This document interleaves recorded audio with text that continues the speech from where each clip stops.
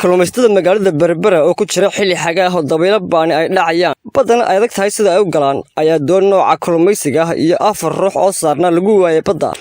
doonta ayaa waxaa ku dhuftay dabaylaha xooggan ee ka dhacaya gudaha badda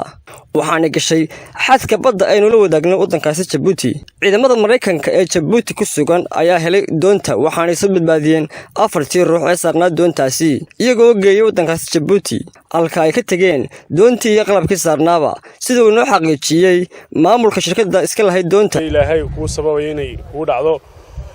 laashkan wuxuu baxay 5tii bishii Juun buu baxay markuu maqnaa meelaha 8 cisho ayaan tabay in laashki maqan yahay kabaadina waxaan sameeyay nin makaanigo noo shaqeeya baan la hadlan ku wariban laashki uu maqan yahay bal dabeelana wii jiraano imka waa xagaa bal ku jiraayo iyo dabeelo marka laashki waan tabnay kabaadina laashki waxaan ugu soo sheegay inuu marayo badweynta dana uu halka ijiinkii kaga xumaaday markii ijiinka kaga xumaaday ayaa ciidamadii Mareykanka naafadii ay u yimaadeen oo ay ku laahdeen wan idinka badbaadinaya laash ka taga taasina waa khalad inay laashkii iyo waxay in isku jiidaan amba ay la soo hadlaan ciidamada Mareykanka ay ku dhaahdaan waxaan haynaa doonada oo kaalaya dan waxay sameeyeen marka xiriirka waxaan ka helay ciidamada page ay ku leeyihiin Djibouti kaskarka ciidamada badda Djibouti ayaan ka helay page-kooga dan halkaasaan ka helay information-kii iyo baashi doonta haga martay waan la xiriiray waxay ku raadeen shaqaalihii inay nabad qabaan safaaradan ku wareejinay oo 10 cisho ayaan haga ku haynaa karantiina wixii ka dambeeyay soo xiriirnay inay ku raadeen hantidiina saasay ugu maqan tahay wax dhibta jirtaan waxa weeyaan waxaan jirin isku xirnaan wasaaradii iyo kalluumaystadii iyo ayaa jirin marka nin walba dhinac buu ordaa taasoo wacan inaanay unity jirin marka waxaan leeyahay wasaaradda in guddi la sameeyaa oo la iskaashada wixii musiibo dhacdayna la soo gurmada oo la soo qabsado wixii dadka baahan la caawiyo. dhinaca kale gudoomiyaha kalluumaysatada magaalada Berbera Qadaafi ayaa ka warbixiyay laash uu lahaa oo ku degay badda waxaanu ka codsaday wasaaradda kalluumaysiga iyo xukuumadda inay gacan ka siiyaan. had iyo jeerna media wax isku marina laakiin hal baan doonayaa anigu imika wixii wax ka digadisan in lagu macaamilo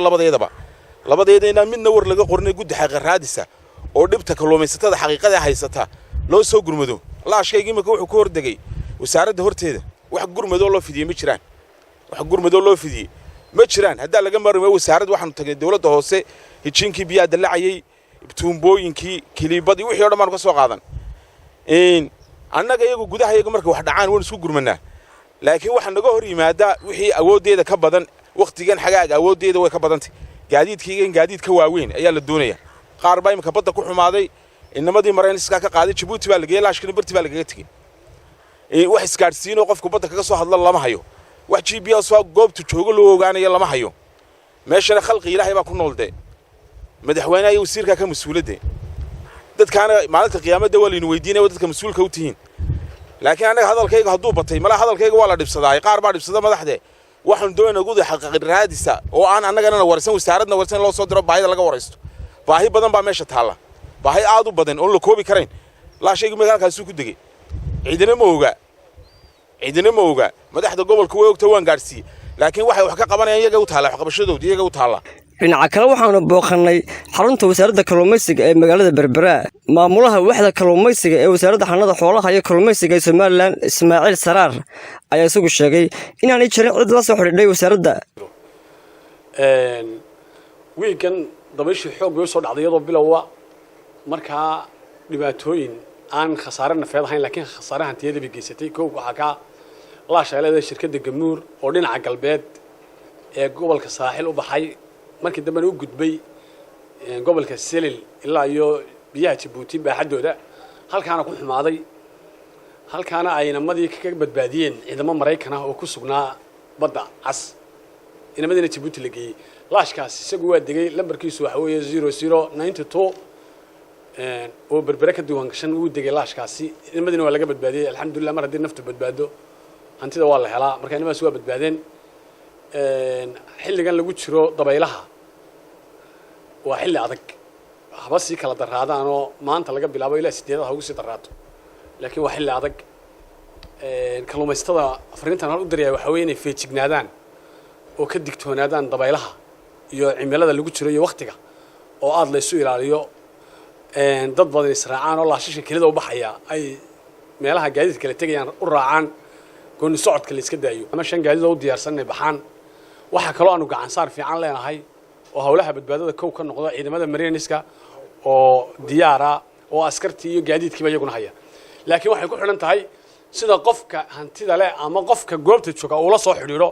badeenu isgaarsiintu ma leh oo marka badda la galo isgaarsiinta waa laga tegayaa awrshu markaa shaygiina waxa laga yaabaa inuu 10 cisho ilaa 13 cisho loo galay inuu maqnaado oo barafka uu ku tala galay qaato taasi waxay keenaysaa waxa laga yaabaa shaygii uu xumaaday maalintii labaad inaad wax wareer laga helin